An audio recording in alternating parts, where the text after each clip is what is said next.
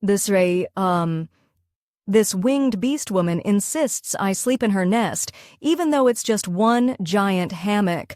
Welcome to the world of science fiction. Comment below where in the world you are watching from today. And if you like this story, don't forget to subscribe.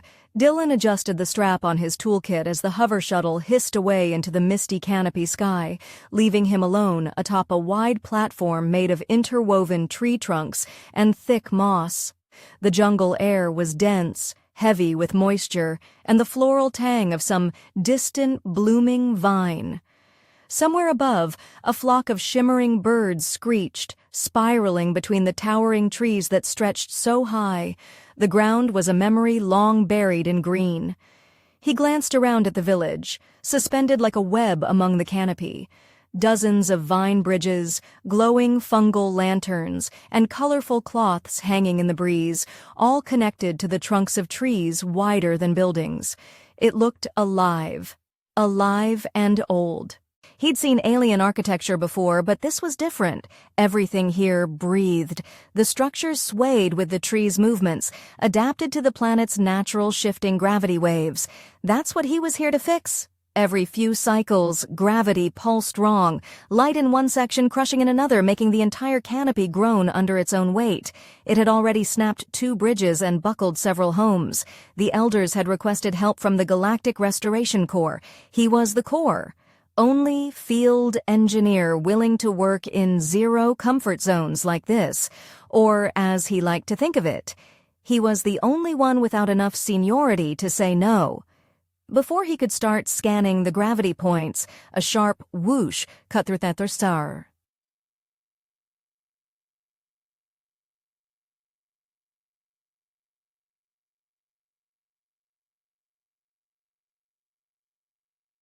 Something massive soared down from above. He stepped back instinctively as a tall figure landed on the platform before him, wings wide and glinting with silver and navy specks in the filtered light. She was broad-shouldered, furred in rich honey gold with a wild cascade of dark feathery hair trailing down her back. Her wings rustled as she folded them neatly behind her, and her expression was somewhere between amused and unimpressed. Brown eyes met his, measuring an alert. "You're the fixer." Her voice was smooth but carried the slight rumble of someone used to giving orders. "Engineer Dylan Rourke. I specialize in structural stabilization, gravity field recalibration, energy mapping, and a diplomacy when necessary." He extended a hand, which she ignored in favor of studying his face more closely. "I am Alexis," she said simply, then turned and began walking toward one of the wider vine bridges without asking if he'd follow. "You'll be staying in my nest." "I what?" Dylan blinked. "There's no guest quarters or—" "We don't sleep in boxes," she replied over her shoulder. "You're here to help, you'll sleep like one of us." He jogged after her, boots careful on the thick braided vines. "Look, I'm not trying to disrespect customs, but wouldn't it make more sense for me to have a separate space? Tools, equipment, gravity sensors, they're delicate. I might need to work at night." She glanced back at him with a slight smirk. "You'll have all the space you need. It's a big nest." That answer didn't help. They crossed 2 more bridges, passing several locals along the way. Most had wings, some smaller than hers, others barely functional. All of them gave him curious glances, some amused, others neutral. No hostility. That was good. But still his stomach churned. He'd survived solo assignments on ice moons and asteroid belts, but nothing quite prepared him for the idea of sharing a hammock with a stranger who had claws and wings and called it a nest. They arrived at a large platform where an enormous hammock stretched between 4 tree limbs. It was made of vines, colorful fabrics, large feathers, and something that looked like woven moss padding. It swayed gently with the motion of the trees, a quiet creak sounding every few seconds as it adjusted with the wind. At the far edge, a slanted canopy of giant leaves covered one side like a roof. It was surprisingly elegant and terrifying. Alexis climbed into it with practiced ease, settling into one side and spreading her wings slightly to make room. "Come." "Come where?" Dylan asked. "To bed." He coughed. "I mean, not in that way." She blinked once. "You humans are odd. You fear closeness." No, we have personal space. Boundaries. Alexis patted the hammock. The nest is not about closeness. It's about trust. You trust the branch not to snap. You trust your wingmate not to push you off. If you cannot even sleep beside me, how can we build anything together? Dylan frowned. You're saying this is a trust thing, not a comfort thing. Both, she said, but mostly trust, and the comfort comes faster if you stop squirming. He sighed and set his bag down at the edge, testing the hammock's stability with one foot. To his surprise, it held his weight smoothly, adjusting without jerking. Carefully, he settled on the opposite side, giving her as much room as possible. See? She said, closing her eyes and folding her wings around her shoulders. Not so bad. I'm not used to this, he muttered, laying flat and staring at the stars peeking through the jungle canopy. Usually, I get a cot, a tent, or the floor of a broken outpost. You've never had feathers before, she said with a lazy grin. You'll sleep better. He wasn't convinced. The hammock rocked slightly with every movement, and her tail occasionally brushed his leg when she shifted. Her breathing was slow and steady, but every time she rolled even a little, the whole nest dipped toward her side and tugged him along. After the third time nearly colliding with her wing, he grunted and gripped the edge. You keep rolling into me. I haven't moved. You're literally on your side, facing me. Perhaps it is you who rolled toward me. Nest me. He let out a quiet groan and rolled to face the other way. This was going to be a long night, but despite himself, as the wind rustled through the camber prr, the staken for this grun, the hammock gently rocked, he realized something strange. The smell of feathers and earth was comforting. The quiet chirps of the jungle echoed below, and Alexis's slow, even breathing was kind of grounding. He didn't sleep well, but he didn't hate it either. Dylan woke with a jolt as the hammock pitched slightly, responding to some subtle shift in the wind or the movements of its other occupant. Sunlight streamed through gaps in the canopy, painting streaks of gold and green across the woven walls of the nest. He blinked blearily and turned his head. Alexis was still asleep, sprawled on her back with one wing extended over her stomach, the other half hanging off the side. Her first shimmered in the sunlight, the honey gold strands almost glowing, and her chest rose and fell in the steady rhythm of someone used to waking only when necessary. He had to admit she looked more peaceful now than she had at any point yesterday. The sharpness in her eyes was gone, replaced by the kind of softness he'd only glimpsed when she'd first mentioned trust. Not that he was getting sentimental. She'd nearly shoved him out of the hammock twice during the night with those powerful wings, and at some point her tail had ended up curled loosely around his ankle. He'd been too exhausted to untangle it. Carefully, he pulled himself to a sitting position, trying not to jostle the entire nest. The last thing he needed was to wake her and have to explain why he was sneakily extracting his leg from under her tail. Once upright, he retrieved his scanner from his bag and climbed to the edge of the platform outside. The view from up here was incredible. Layers of jungle sprawled out in every direction, trees thick as buildings and taller than most towers back home. The village stretched along the canopy in all directions, connected by vines and living bridges. He spotted movement far below, massive creatures slowly walking beneath the tree roots, tails swaying. Every inch of this place seemed alive, interconnected. His first priority was locating the fault lines in the gravity patterns.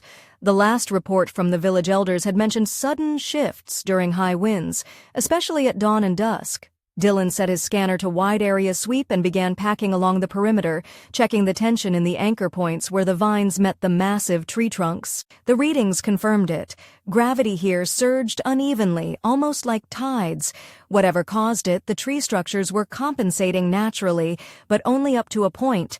The reinforcements the tribe used, feathers, resin, flexible stone, were ingenious, but they couldn't account for the increasing instability. If the tide spiked mid-cycle, it could tear an entire cluster of platforms off the tree. He just started logging the data when he heard a low voice behind him. "You snore when you're dreaming about work." He turned to see Alexis stepping out of the nest. One wing still stretched lazily behind her. She rubbed her eyes with the back of her hand and yawned, a flash of sharp canines visible. "Do you always wake before the sun finishes rising?" "Not always," Dylan said, double-checking his readouts. "But I've got a lot to do if I'm going to stop your home from falling out of the sky. The patterns here are erratic. This whole region is dealing with something like a subharmonic fluctuation, possibly from the planet's crust shifting, but it's distorting local gravity like a heartbeat." She squinted. "I didn't understand half of that, but you looked very serious while saying it." "It's bad," he translated, sighing. "Not unfixable, just tricky. I'm going to need to set up 4 stabilizers along the northern anchor lines and link them into the energy web you use for your bioluminescent lighting. I'll have to reprogram the modulator to respond to gravitational torque in real time." Her brows rose slightly. "You just made it worse." He cracked a grin. "Then let me put it this way. If I can hook up my devices to your glowing roots and bend them a bit, I might be able to stop the next gravity wave from ripping half the village loose." "Now that I understand," she stepped closer and glanced down at his scanner. Her wing brushed his arm lightly, not intentionally, he thought, but enough to feel the warmth radiating from it. Her eyes locked on the device. "We had engineers here once years ago. They talked a lot. You're different. You're calmer." "Too calm?" he asked. "No," she said, head tilted. "You seem like someone who listens. You pay attention to the trees when you walk. You didn't insult the nest. And you didn't scream when I rolled into you. You nearly shoved me out of the hammock. That would have been your fault. I sleep on the left." He chuckled and returned his focus to the scanner. The stabilizer nodes needed to be calibrated manually, which meant trekking along several of the higher vine bridges and climbing the outer canopy edges dangerous, but not impossible. He'd done worse in lower gravity. Still, he hesitated. "There's one section I need to reinforce. It's past the wind branch. That's what they call it in your reports, but the pathway looks barely usable." "You'll fall if you go alone," Alexis said immediately. "That part of the canopy dips steeply during heat spikes, and the vines twist. It's like walking on a live thing that doesn't want you there. Let me guess," he said, already knowing the answer. "You're going to come with me." "Of course," she said, flexing her wings. "I said you could trust me. You also said I snore. That too." They packed quickly. Alexis carried little besides a small blade, some fruit wrapped in cloth, and a toolkit of her own, filled with strange-looking instruments that shimmered like carved bone. Dylan brought his stabilizer components in field calibrator. By mid-morning, they were scaling a suspended walkway that creaked beneath their feet and swayed with every step. Alexis led confidently, wings slightly outspread for balance, tail flicking to test vine tension before each leap. Dylan followed carefully, relying on his gloves to grip the rough bark and vines. At one point, the bridge dipped steeply, curving around a massive flowering tree with roots that pulsed faintly with blue light. Alexis paused and turned. "This is where the gravity spike hits. You'll feel it." He didn't know what she meant until the air suddenly pressed down on him, an invisible hand squeezing his limbs, making each movement heavier. The stabilizer in his hand trembled as it reacted to the pressure. He dropped to one knee, gasping. "Breathe slow," Alexis said, crouching beside him. Her hand settled on his back. "You're not weak. It's the planet trying to see if you belong." "Charming world," he muttered, gritting his teeth. "Real friendly." "It'll get worse near the tip," she warned. "You'll have to anchor fast once we get there. Don't hesitate." They pushed on, reaching the outermost edge of the wind branch. The view was dizzying, nothing but air and glowing leaves below. Dylan knelt beside the stabilizer mount and pulled out his tools. The pressure surged again, harder this time, as if the jungle itself was testing him. Sweat beaded on his forehead. His fingers moved with focus, each connection, each calibration click sinking into place under a weight that threatened to drive him into the vines. When the stabilizer finally activated, a pulse of energy surged outward and the pressure lifted instantly. The entire branch seemed to sigh with relief. Birds above screeched in celebration. Alexis let out a breath. "You did it." Dylan fell back onto the hammock-like bridge, panting. "Yeah, 1 down, 3 to go." She knelt beside him and nudged him with a clawed finger, and then back to the nest. He groaned. "I'm never going to get my own bed, am I?"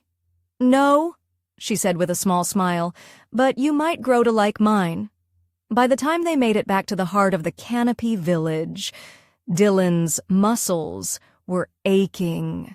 His shirt clung to his back with sweat, and his boots felt like they'd soaked up half the jungle's humidity. The first stabilizer was up and running, reacting exactly as designed, pulsing with low-frequency energy to balance the gravity around the wind branch. He should have felt proud, but the lingering sensation of Alexis's hand gripping his shoulder every time he slipped, or her steady wing shielding him from falling debris, kept looping in his mind more than the technical success. She hadn't bobbed him, hadn't tried to take over the work, but she had moved with the constant readiness of someone who expected the world to tilt at any second, and when it had, she'd been right there, steady and grounded in a way that made his own footing feel less precarious. Now, with the sun dipping into the late afternoon glow and a faint purple hue spreading across the sky, he hoped, really, for a chance to rest, eat, and maybe not get dumped into a hammock again. That hope lasted exactly 6 minutes. The moment they stepped back onto Alexis's platform, a small group of villagers was waiting. An elder with fur gone silver-gray and feathers dulled to charcoal stepped forward, flanked by 2 younger warriors. Alexis greeted him with a brief nod, but Dylan noticed the tension in her shoulders. The elder's eyes flicked to Dylan, curious but unreadable. "You've already begun repairs," the elder said, voice low and rough like worn bark. "Impressive." Dylan nodded politely, still catching his breath. "1 stabilizer's active. The readings are steady for now, but we'll need to install 3 more in key areas to keep everything balanced when the gravity wave hits again. I've mapped the paths. We'll need help carrying components and scaffolding for the northern slope." The elder nodded again but didn't respond. Instead, his gaze turned to Alexis. "You've taken him into your nest."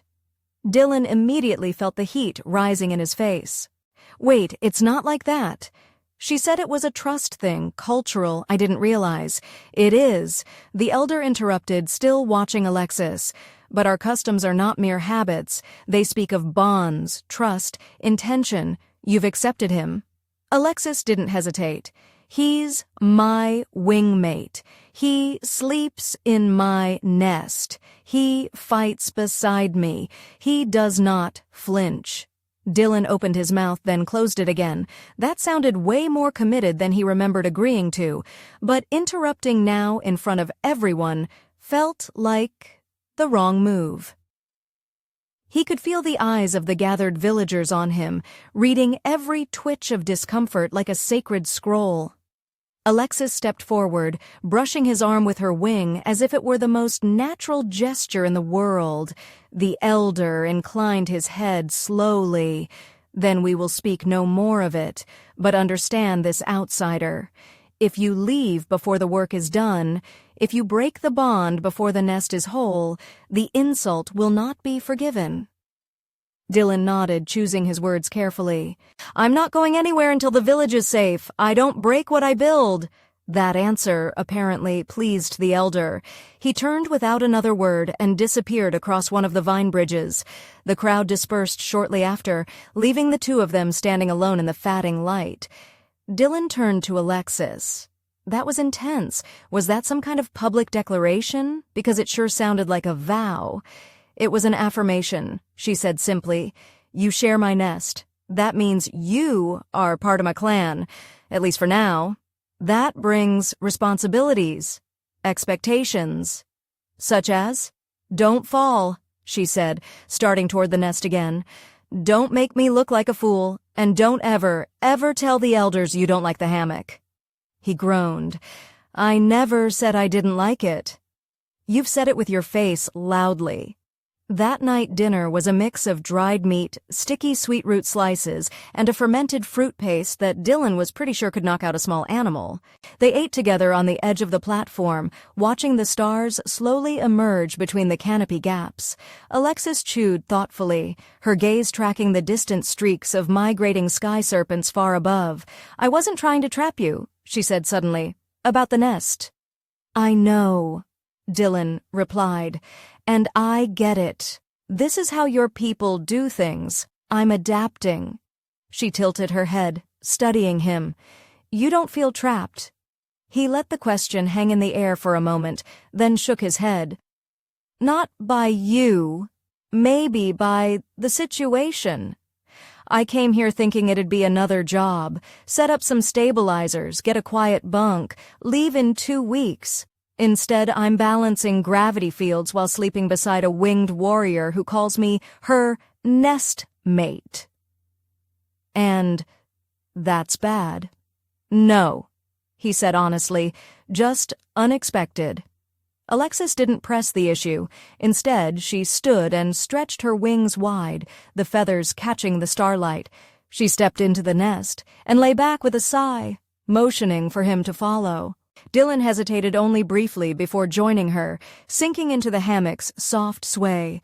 For a while, neither of them spoke. The jungle hummed with life, the rhythm of distant insects and tree creatures weaving a lullaby that neither needed to understand. Eventually, Alexis rolled slightly toward him, not close enough to touch, but enough to bridge the space between strangers and something else. You didn't flinch when the branch buckled, she said softly. You just dug in and finished the work. I've been through worse, he murmured. Besides, I had backup. She made a quiet sound that could have been a laugh. You keep this up. I might have to admit I'm starting to like you. He turned his head toward her. Only starting. Don't push your luck, nest mate. And then she smiled, just enough to crinkle the corners of her eyes. Dylan closed his eyes, the sway of the hammock easing the tension from his body. The day had been long, the next even longer, but something had shifted tonight, some invisible thread weaving through the vines, drawing them a little closer. For the first time since arriving, the nest didn't feel foreign. It felt like a beginning. The next morning arrived with a thrum in the air. Dylan sat up in the hammock, blinking against the sunlight filtering through the canopy. Alexis was already gone. Her scent lingered faintly in the fabric beside him, earthy, sharp, and faintly sweet, like rain on dry leaves. He stretched slowly, every joint in his body protesting from the climb the day before. The nest rocked gently beneath him, tied to its anchor points with braids of vine that creaked softly in the wind. From below, distant animal calls echoed up through the trees, strange harmonics woven into the jungle's constant hum.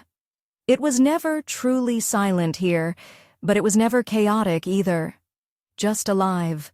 He found her near the southern platform, crouched in conversation with another beast woman smaller, with light tan fur and bright blue eyes. They spoke in hushed tones, wings occasionally shifting as they gestured toward the horizon. Dylan didn't understand the language, but something about Alexis's expression was different. Not fear, but tension, alertness. She glanced up when she saw him approaching and stood in one smooth movement. "You're up later than usual," she said, her tone casual, but laced with something harder. "Didn't realize sleeping next to you required a schedule," he replied, rubbing the back of his neck. "Everything okay?" Her companion dipped her head slightly in greeting and took off with a beat of her wings, disappearing above the treetops. Alexis watched her go, then turned back to him. Scouts saw smoke beyond the west ridgeline. Could be from hunters, could be from the rogue wing. Dylan frowned. "You mentioned them before. Who are they exactly? A splinter group, she said. They believe the village's bond with outsiders weakens us, that using your machines, your tools, will erode the strength of our ancestors. They fled the nest generations ago. But they come back sometimes stealing resources, attacking supply lines. Last season, they clipped the support vines to a hatchling nest. Dylan exhaled sharply. They tried to kill kids. They don't see it that way, she said. They think we're traitors to the old ways. He looked toward the treetops where her companion had vanished. You think they'll come here? Maybe. Maybe not. She narrowed her eyes. But we can't wait for certainty. If they come during a gravity surge, with the stabilizers incomplete, the whole structure could collapse. He nodded slowly. Then we work faster. The second stabilizer was to be placed near the eastern spire, a thinner tree with fewer platforms and older vine work, less traveled and more fragile. The pathway to it was narrow and rarely maintained, and the air there shifted strangely, as if pressure built and released in slow pulses. Dylan checked his readings as they walked, nodding spikes in gravitational compression every few minutes, enough to knock out balanced sensors or crush weak roots. The stabilizer had to go right at the convergence point of the three main bridge vanes, where the tension of the canopy was the most fragile.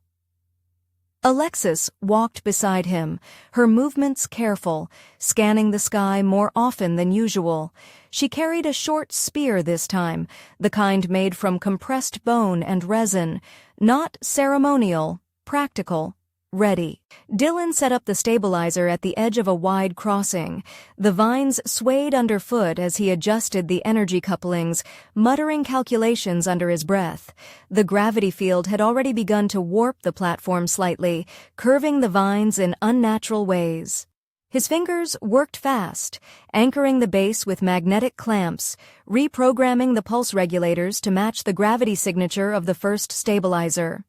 Alexis paced the perimeter, her wings half spread, head tilted slightly with every shift in the wind. She wasn't distracted. She was hunting for signs. He was halfway through aligning the energy cores when the vines beneath them suddenly snapped tight and the stabilizer shook in his hands. A cry echoed through the trees, a shrill, descending whistle that didn't belong to any jungle creature. It was answered by a second, closer this time. Alexis was already moving, wings flaring wide as she crouched beside him. Get it? Active? Now. He didn't argue. His fingers flew across the calibrator, syncing the stabilizer's pulse to the surrounding environment. The device hummed, then pulsed green. A low vibration spread across the platform, steadying the gravity field, but the vines still trembled beneath them. Figures emerged from the branches across the way. 4 of them, winged like Alexis, but darker in coloring. Their first streaked with soot and their armor made of mismatched scraps of bone and metal. They carried crude weapons, blades, slings, and one had what looked like a jagged spear with electrical coils wrapped around its tip. They didn't charge immediately. They stood at the far end of the bridge, watching. One of them stepped forward, spreading his wings wide. "You've brought him deeper," the leader said in their shared tongue, his voice sneering. "You share the nest with a human now." "He is a builder," Alexis said coldly. "He keeps the sky from falling. You would prefer death to progress." "We prefer truth to weakness," he snapped. "You shame your bloodline." Dylan straightened. "You want to talk truth? You're sabotaging your own people. If these platforms fall, they won't land on just humans. You'll kill your own kind, too." The man scoffed. The weak deserve collapse. That was enough. Alexis moved faster than Dylan had ever seen. Her wings slammed downward, launching her into the air. She struck the speaker mid-sentence, claws raking across his chest, her momentum driving both of them off the bridge and into a tangle of lower vines. The others shouted, trying to react, but Dylan was already moving. He wasn't a fighter, but he wasn't helpless either. He pulled a charge emitter from his bag, something meant for field stabilizer resets, and activated the overload mode. The pulse surged across the platform, disorienting the attackers. One stumbled. Another fell backward into a net of vines and was instantly entangled. The last one lunged at Dylan, but Alexis was already back, wings beating furiously as she landed between them and snarled. The attacker hesitated, eyes flicking to the others now trapped or unconscious. Then he turned and fled into the trees without another word. For a moment, there was only breathing, heavy, ragged. Alexis was bleeding slightly at the shoulder, firm matted with a streak of crimson. Dylan stepped forward, his pulse hammering in his chest. "You're hurt." "Only a scratch," she said, brushing it off. "They won't return tonight." He knelt and activated a small med patch, pressing it gently to her shoulder. She winced but didn't pull away. Their eyes met, the silence between them heavier than the gravity waves they fought. "You saved me," he said quietly. "You held your own," she replied, voice lower now. "I told you I don't pick weak nestmates." He swallowed. "You didn't have to protect me." "Yes, I did," she said, "because you don't belong to the canopy yet, but you're trying and that means something." He looked down at his hands, still shaking slightly. "I didn't think I'd need to fight today." "Welcome to my world," she said with a dry smile. That night the nest felt different, warmer, closer. He didn't resist when her wing curled around him, didn't protest when she settled beside him, with a soft sigh, her head resting near his shoulder. The jungle was still dangerous. The work wasn't done. But the line between protector and partner had started to blur, and neither of them tried to draw it back. Dylan awoke to the gentle swing of the hammock, the rhythm oddly soothing despite the ache in his arms and the dull throb in his temple from yesterday's ambush. A warm weight pressed against his side. Alexis, her wing draped over his chest like a blanket. He hadn't even realized when she pulled him in the night, but he hadn't fought it. The scent of moss and her fur lingered around him, grounding him more than any routine ever had back home. For a long moment, he didn't move.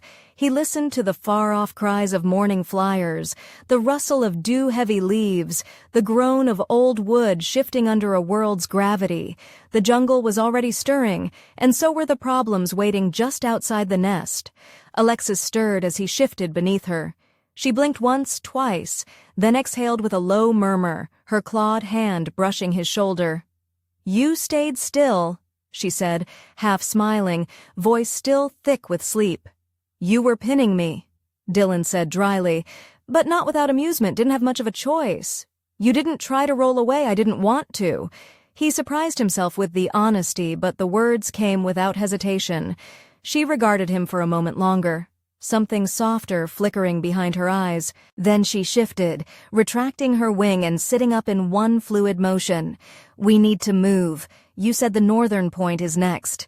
Dylan sat up, rubbing his hands together to chase away the cold of the morning air. "Yeah, it's the highest branch cluster closest to the old observatory. Gravity readings up there are worse than anywhere else. We'll need full harnesses, anchor ropes, and I'll have to power cycle the stabilizer manually at the apex." "That branch is sacred to my people," she said, standing and rolling her shoulders. "Not many go there anymore.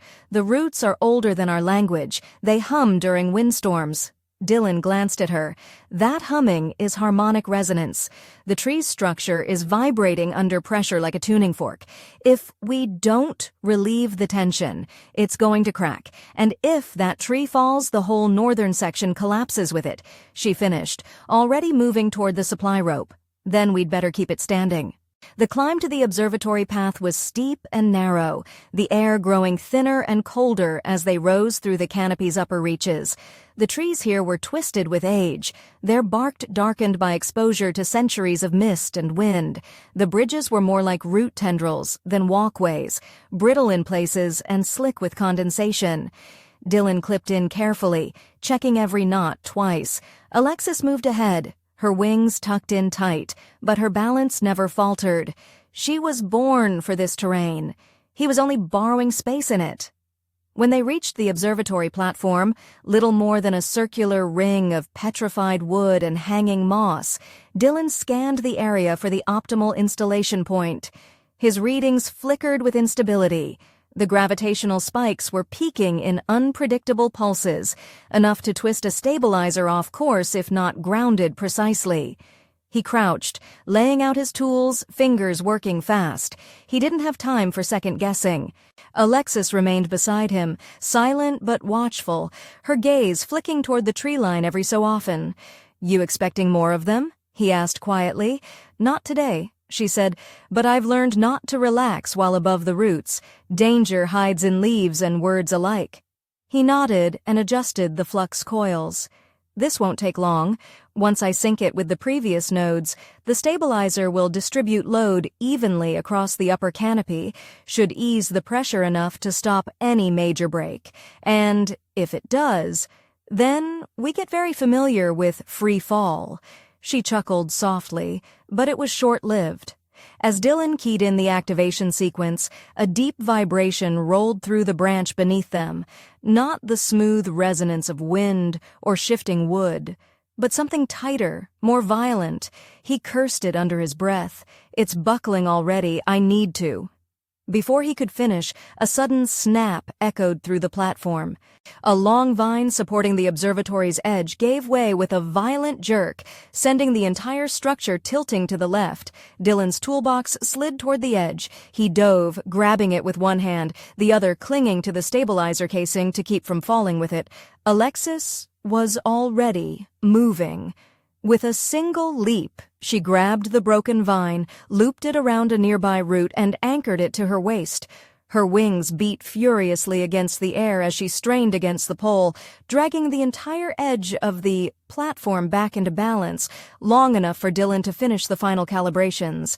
His hands moved fast, sweat dripping into his eyes, the stabilizer pulsing with unstable energy beneath his palms.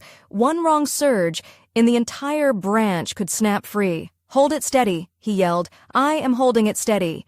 She growled back. A final click, the stabilizer surged blue, then green, locking into rhythm. The humming stopped. The tension in the tree eased, the vibration falling silent. The entire branch settled slowly into place like a sleeping beast, exhaling for the first time in hours. Alexis slumped to her knees, panting, the vine still wrapped around her waist. Dylan crawled over to her, breath short. "You okay?" She nodded slowly. "Nothing pulled? Nothing broken?" He looked her over quickly anyway, his hands brushing her arms, her sides, then stopping at her shoulder where a faint line of fresh blood trickled down from where the vine had scraped too tightly. She winced slightly as he pressed a patch against it. "That could have gone worse," he said.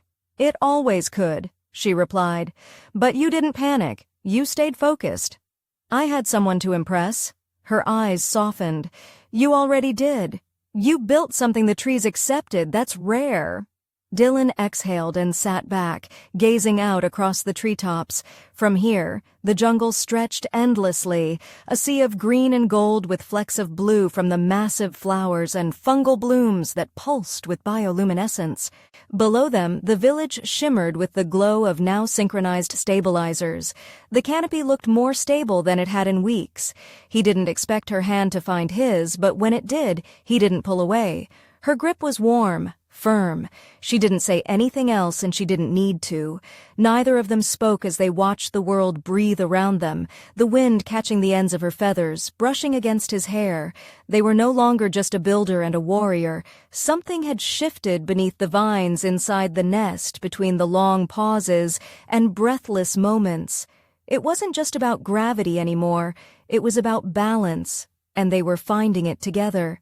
The rain came without warning, thick droplets thudding against leaves like falling stones, turning the air cool and wet in seconds. Dylan ducked beneath the outer edge of the nest canopy just as the downpour hit full force, already soaked from the scramble back from the northern stabilizer. The sky above had shifted rapidly, clear moments ago, now a swirling mass of gray clouds.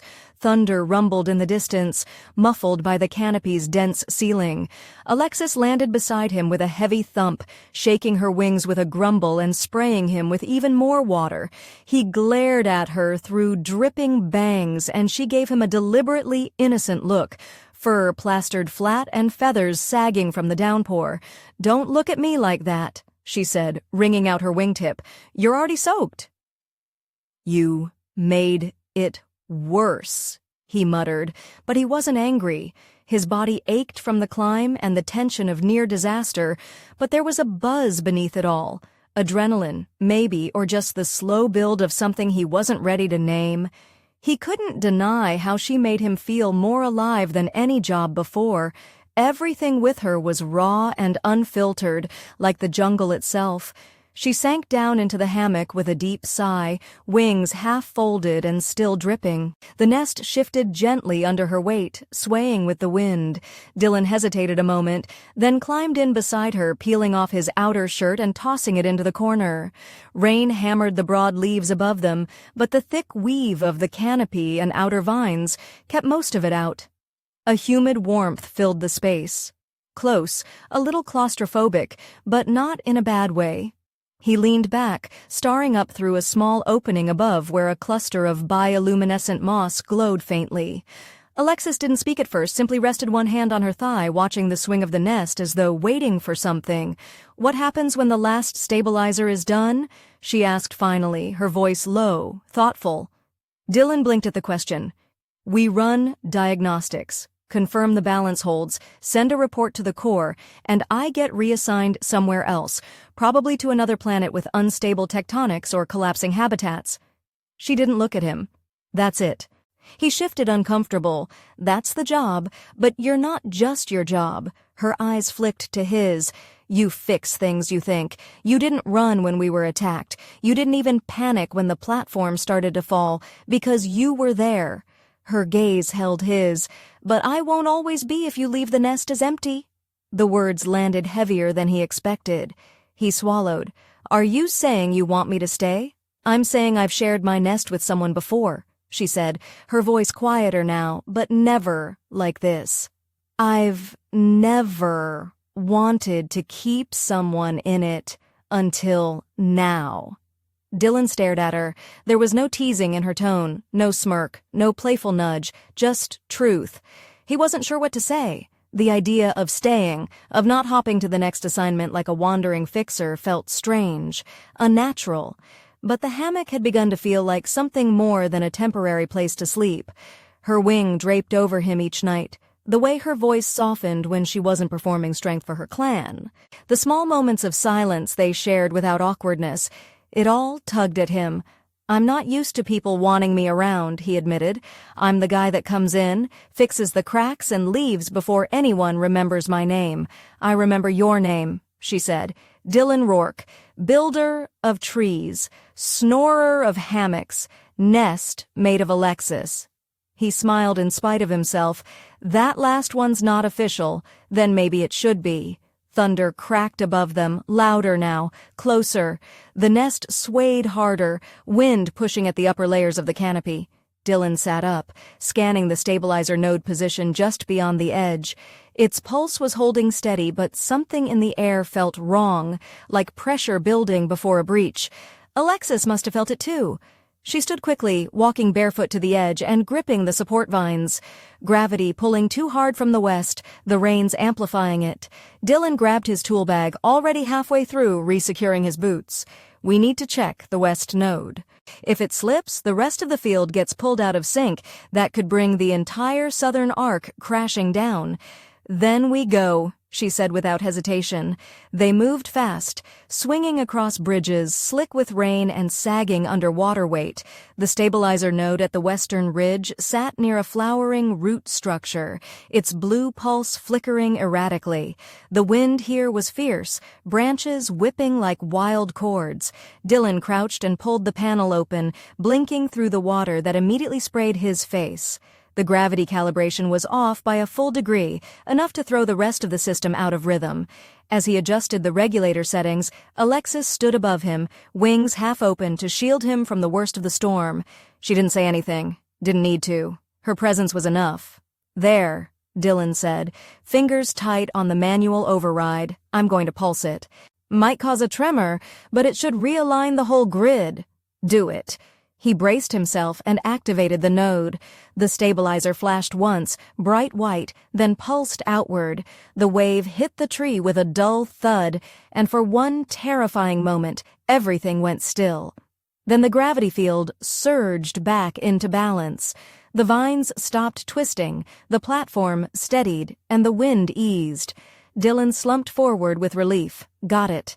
Alexis helped him to his feet, her fingers closing around his arm with more force than necessary. "You keep doing that." "What?" "Risking yourself. I thought that's what nestmates do." She stared at him for a moment, rain trailing down her cheeks before she leaned forward and pressed her forehead to his. It wasn't a kiss. It wasn't nothing either, just a silent moment close, shared in the space where words felt too fragile. "I don't want a nestmate who dies saving my trees," she said. "I want one who stays and learns to fly beside me." Dylan closed his eyes. The wind, the storm, the stabilizers, all of it blurred. Her voice, her warmth, the weight of her meaning, that was what stayed. And maybe, just maybe, he didn't want to leave this nest behind after all. The jungle was quiet the next morning, unnervingly so. Dylan sat at the edge of the nest, legs dangling just above the lower canopy, watching thick strands of mist slither between the branches like slow-moving rivers. It was the stillness that unsettled him more than the chaos of the last few days.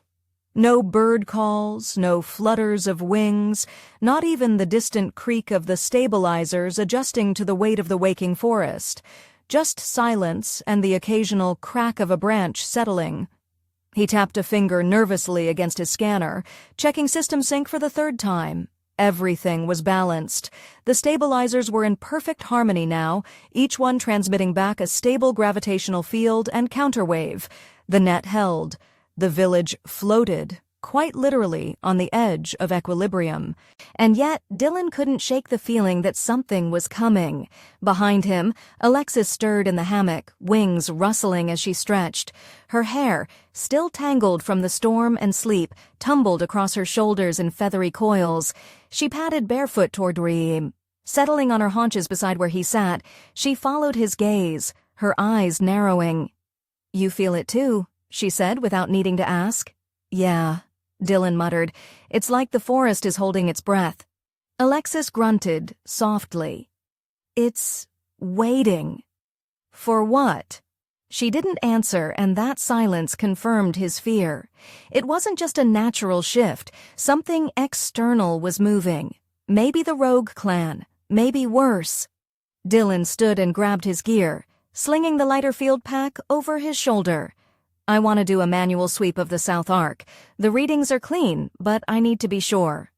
"I'll come with you," she said instantly, already reaching for her own gear. "You don't have to hover over me every second," he said, half joking. "You're mine," she said with simple clarity. "You build, I protect." He didn't argue. There was something reassuring about her presence, even if her definition of partnership leaned more toward warrior bonded than romantic tension.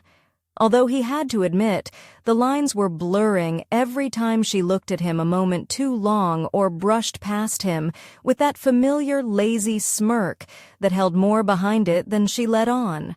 They crossed the canopy quietly, moving across bridges now drier from the post-storm sun, the woven vines in bark creaking softly underfoot. The air smelled of wet moss and ozone, charged from the previous day's pulses. Dylan ran diagnostics on the way, keeping one eye on the path and the other on the field reader in his hand. The stabilizers were holding, but he didn't trust the stillness.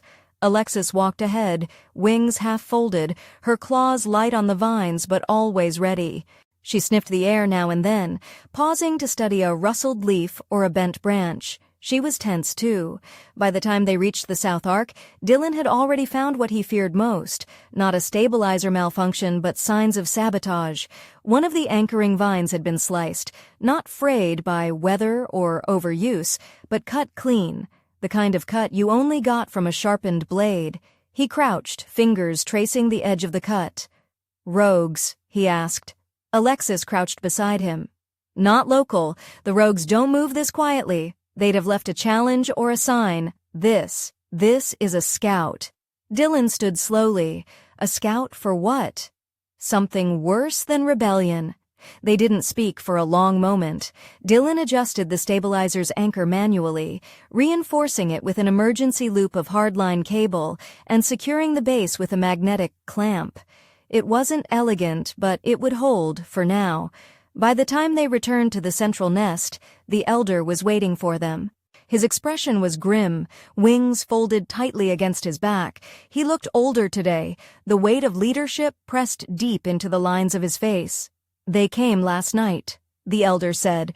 While the rain covered their scent, a scout breached the northwest perimeter and tried to disable the main pulse relay. One of our guards intercepted him, but not before he left a message. He handed Dylan a piece of carved bark, etched with deep claw marks, and a language Dylan couldn't read.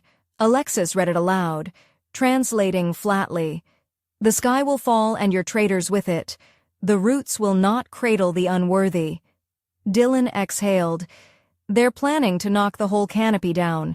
They plan to wait until the next gravity swell," the elder said, "when the balance is already strained." "I can redirect some of the stabilizers to create a reinforcing loop," Dylan said quickly, "if I interlink the core frequency through the central trunk." "They'll expect that," Alexis cut in. "They're baiting us. They want us focused on the machines while they strike at the nest, at you." He looked between them, realizing the truth in her words. This wasn't about rebellion anymore. It was about erasing the connection between humans and her people, and he, unknowingly, had become the symbol of that bridge. He was the outsider who had been accepted, the builder who'd been allowed into the nest. Alexis stepped forward, her eyes locked on the elder. "Let me lead the response team."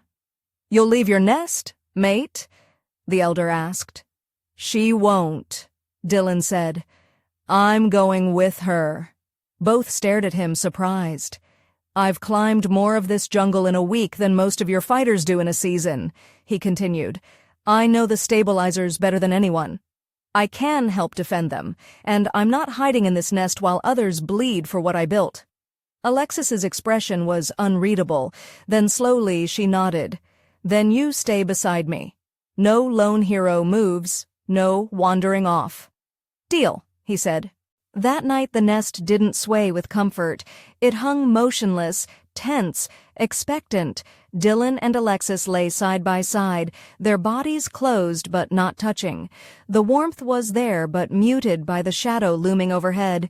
He could feel it now, the ticking of something inevitable. "You're not afraid," she said. "I am," he admitted, "but not of them. I'm afraid of losing what we're building." She turned to face him in the dark, then hold it tight. "Don't let it slip." He reached out, not just to brush her arm or her wing this time, but to take her hand. "I won't." And for once the nest didn't feel like a temporary shelter. It felt like something worth defending. Dawn arrived with a bitter chill in the air, the kind that crept into your skin and made everything feel heavier. The jungle had resumed its usual chorus of chirps and rustles, but even that felt muted, restrained. Dylan tightened the straps on his gear and checked the stabilizer relay on his wrist one last time. Each node pulsed a healthy blue, their sync lines holding steady across the map.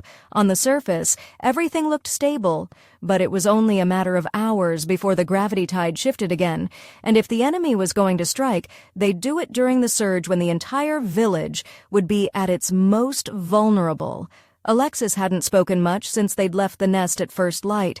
Her body was tense, her gaze constantly scanning the canopy around them. She carried her spear slung across her back now, but Dylan had seen the way her fingers stayed close to it with every step. She was in full warrior mode, and yet there was something more behind her silence this time, a quiet intensity that made it harder for him to look away. They moved swiftly across the platforms, joined by 2 other members of her clan, both live, quiet with wings smaller than hers, but eyes just as sharp. Dylan didn't ask their names. There wasn't time for pleasantries. These weren't introductions. They were deployments. The team split as planned, each pair moving toward a different stabilizer node. Dylan and Alexis headed for the one closest to the western ridge, the most exposed of the bunch. If sabotage was going to happen again, it would happen there. The wind picked up as they approached the edge of the canopy. Dylan crouched low on the platform, checking the power distribution feed from the stabilizer. No issues, the flow was steady, but that meant nothing if the enemy had plans to attack during the peak gravity surge. He adjusted the sensor uplink and nodded to Alexis, who remained standing, her posture alert. Her eyes narrowed suddenly. Without a word, she pointed across the vines toward a shadow moving through the distant branches, low and fast, almost blending into the thick mist that still clung to the treetops. Dylan followed her gaze just as another figure dropped down from above, landing silently no more than 20 paces from them. Then another, then 2 more. "They're here," Alexis said, her voice flat. 4, maybe more flankers. "Should we fall back?" No, her wings unfolded slowly, deliberately. "We hold. They want this node. They won't get it." The enemy didn't charge immediately. They waited, silent, calculating. Dylan could feel it in the air, the weight of intent, the coiled spring before the release. One of them stepped forward, face masked in painted bark, claws flexing around a jagged spear. The leader clearly, his eyes flicked between Alexis and Dylan. "Your nestmate is in the wrong place," he said. "He doesn't belong in the trees." "He built what you couldn't protect," Alexis replied. "Step away or we'll bury you under them." A tense silence followed. Then the first blade flew. Alexis caught it mid-air with the butt of her spear, knocking it aside as she surged forward. The impact was immediate. Her wings beat once, lifting her into the air just long enough to crash down onto the first attacker, her claws slicing through the shoulder before the others could react. Dylan ducked behind the stabilizer's frame, heart hammering, pulse deafening in his ears. He wasn't a fighter, he wasn't built for this, but he had one job to protect the node. As the attackers closed in, he pulled the pulse emitter from his belt and primed it. One of them broke away from the fight with Alexis and charged at him, snarling, blade raised.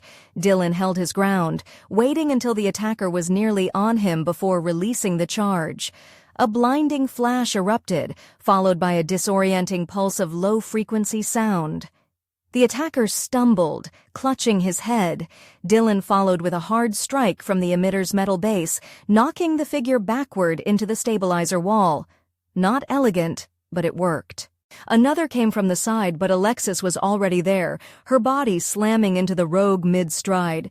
She fought like a storm, fluid, wild, every movement designed to disable or disarm.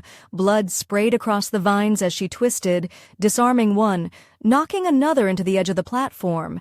Dylan covered the stabilizer, hands flying across its interface to boost its shielding. A sudden surge from the gravity tide caused the vines beneath them to sway violently. One of the saboteurs tried to exploit it, lunging forward, but Dylan kicked out instinctively, catching him in the thigh. The man crumpled sideways, and Alexis finished the job with a swift, brutal jab of her spear's hilt. When the last rogue fell, either unconscious or fleeing, silence returned. The only sound was Dylan's labored breathing and the crackle of static from his scanner as the gravity pulse began to rise. The tide was coming. "We have to reinforce now," Dylan gasped, already moving. "If they damaged the anchors while we were fighting." "I'll cover you," Alexis said, blood running down her arm but her stance unshaken. Dylan dropped to one knee and pulled open the stabilizer's side panel. The damage was minor. A cut line, easily patched. His fingers worked quickly. He sweat mixing with the blood on his forearms, adrenaline numbing everything except the urgency in his chest. The surge rolled through the jungle like a tremor, branches swaying harder, vines pulling tight. But the stabilizer pulsed blue, still online, still holding. He let out a breath, slumping back. That's 3 attacks in 2 days. They won't stop, Alexis said, wiping her blade. They know you're the keystone now. If they break you, the rest will fall. Dylan looked up at her. Then they've already lost. She stared at him, surprised. You believe that? I do now, he said. I used to think I was just here to do a job, but this place, it means more than that. I've built things before, but I've never belonged to what I built. She stepped closer, wings folding in slowly. And now I don't want to leave. Her expression softened, the hardness of battle draining from her eyes. She reached out, brushing the back of her hand against his jaw. Then, don't. He stood slowly, closing the panel and stepping toward her until they were only inches apart. You said nestmates don't run. They don't. Then I won't. Her forehead touched his again, no longer a silent question, but an affirmation. The war wasn't over. The threat still lingered, but in this moment between the pull of the vines and the weight of the air, they were solid. Together, the jungle was darker than usual. As evening fell, shadows layered over one another so densely, it felt like the trees were holding back the last of the light. Dylan stood near the main trunk, watching the stabilizer pulses sink across the canopy map on his handheld. Each pulse had a rhythm, a timing like a heartbeat, and for the first time since he'd arrived on this planet, all of them beat in harmony. The rogue interference had failed, none of the nodes had been lost, and the village still stood suspended in its woven arches of vine and branch. The repairs held even under pressure. Still the silence in the trees felt off. The wind didn't whistle, the leaves didn't rustle, and no creatures called out from the lower canopies. Everything was still watching, waiting. Alexis paced nearby, her weapon across her back, her hair still damp from the last round of patrol. She was focused, coiled tight beneath the calm exterior. He could see it in the way her fingers flexed, the way she glanced over her shoulder every few seconds. This wasn't like the last attack. Something else was coming. They both felt it. We haven't seen movement in hours, Dylan said. That's not a good sign. No, it's not, Alexis replied. They're regrouping, waiting for the surge to start. That's when they'll come again. He checked his map again. The gravity swell was predicted within the hour, a large one, bigger than any of the recent ones. If it hit while the canopy was under stress from an attack, it could unravel the whole balance he'd fought to build. All the reinforcement nodes were in place. The systems were armed. Everything they could do had been done. Now they had to survive it. Alexis stopped packing and looked at him. You should go to the high nest. It's safer. The platform there is reinforced with old bone struts. The weight balance won't shift during the swell. He stepped toward her and shook his head. I'm not leaving you down here. If this is where it breaks, I stay. You can't fight like we do. No. But I can hold a stabilizer while you stop someone from tearing it apart. I can reroute power. I can climb. I can survive. She watched him carefully, then gave a single nod. Then you're with me. We protect the heart together. The heart, the central node he'd placed near the village's energy core, was vital. It pulsed out through the trees, anchoring every other stabilizer. It was also the one target the Rogue clan hadn't attempted to destroy yet. Likely because they were waiting for the swell to strike it all at once. They took position there just before nightfall. The platform was large, made of aged wood and thick, narrowed vines twisted into a ring around the stabilizer. Faint blue pulses glowed from the device's base, flickering across the trunks.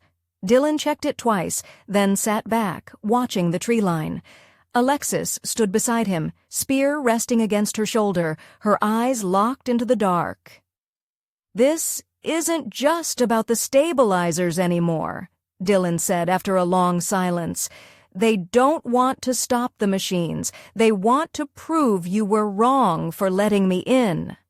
Alexis's jaw tightened. "They've always hated change. I gave them an excuse to justify their fear. I gave them a face to aim at." She turned to look at him. "You gave us a way to stay alive. You made the trees trust us again. They feel it. That's why they're desperate." He hesitated. "If they get through." "They won't," she said. "But if they do, I want you to know I never came here looking for any of this. I was just doing my job. I've spent years fixing other people's problems and never staying long enough to find out if anything I built mattered." She stepped closer, lowering her voice. "But it does now. You matter now. You matter to me." The gravity surge began with a subtle shift, like the jungle suddenly inhaling.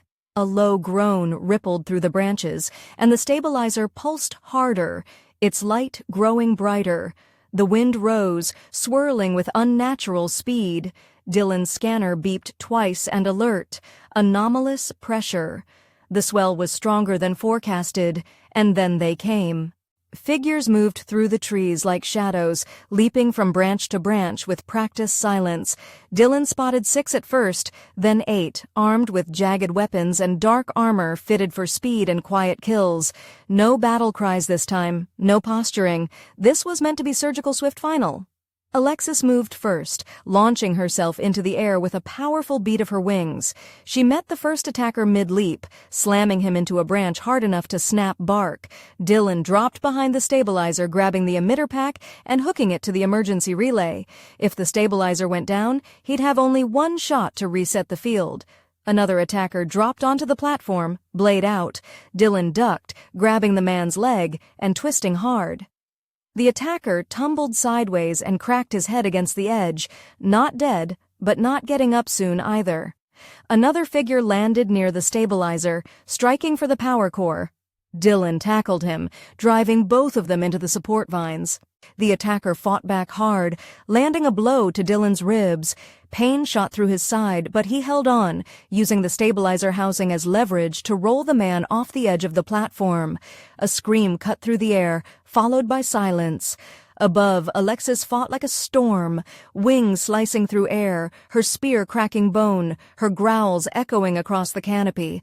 Dylan saw her take a hit to the shoulder but keep going, her eyes wild and locked on the next threat.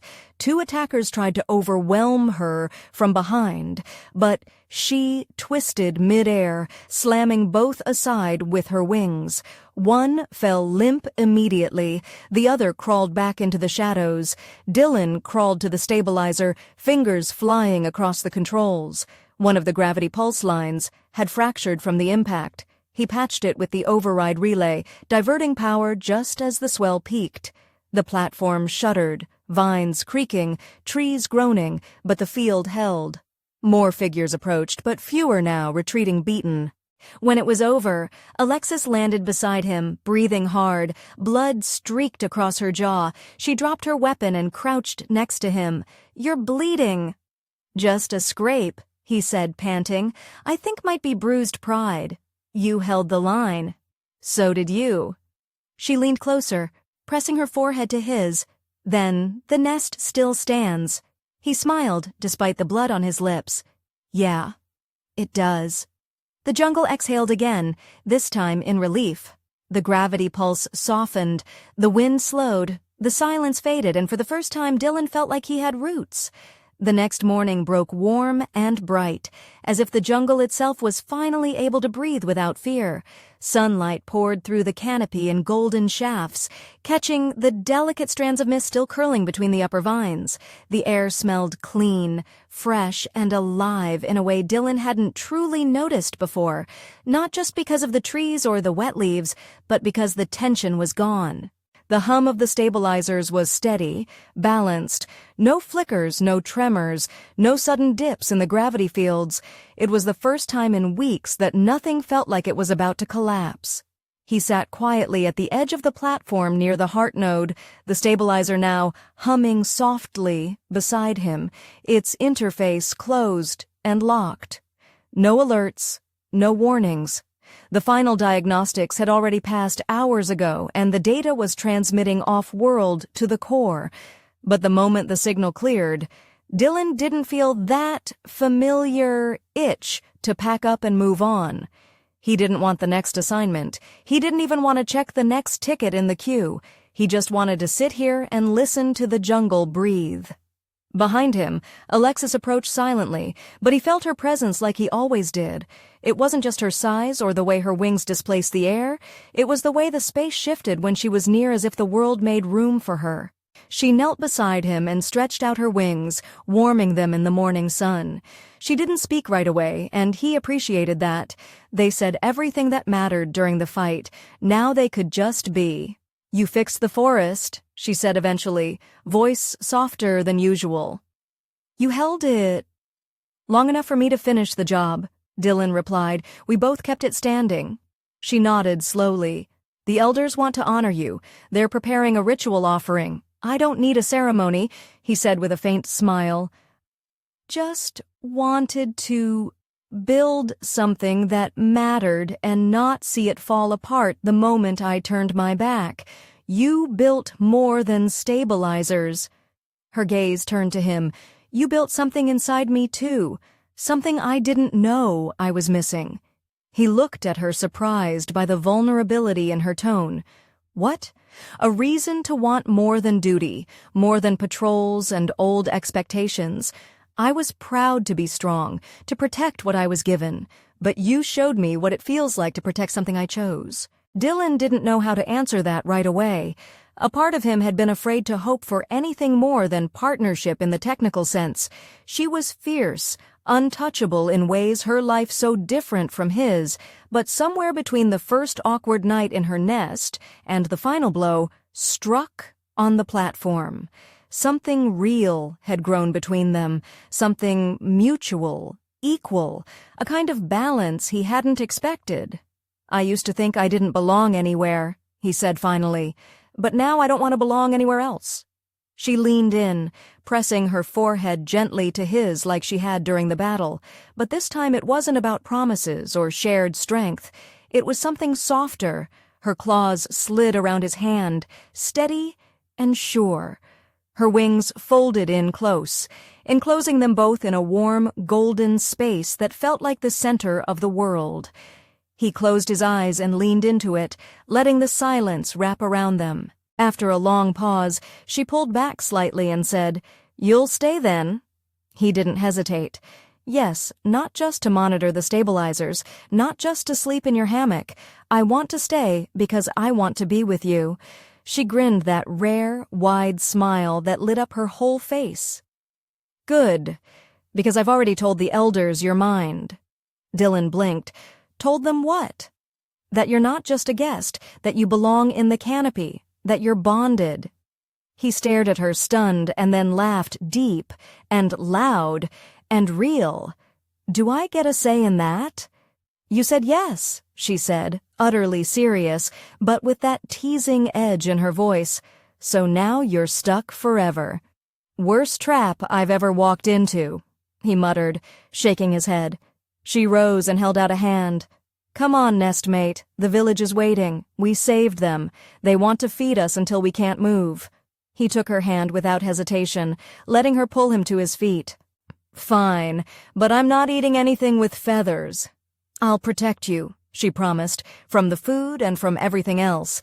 As they crossed the platform together, side by side, Dylan felt something shift inside him, something subtle, yet lasting. This wasn't just the end of a mission. It wasn't just the moment the jungle was safe again. It was the end of drifting, the end of passing through life like a stranger to the places he touched. For once he was part of something, not just a fixer, not just a man with tools and scars and a job. He was hers, and she was his. By the time they reached the central clearing, the village was already gathering, lining the bridges and platforms with bright cloths and flowers woven from jungle vines. Lanterns lit with soft bioluminescence glowed like stars between the branches, and at the heart of it all was the nest, their nest swinging gently in the breeze, waiting for them to return. Dylan squeezed her hand and whispered, "Let's go home."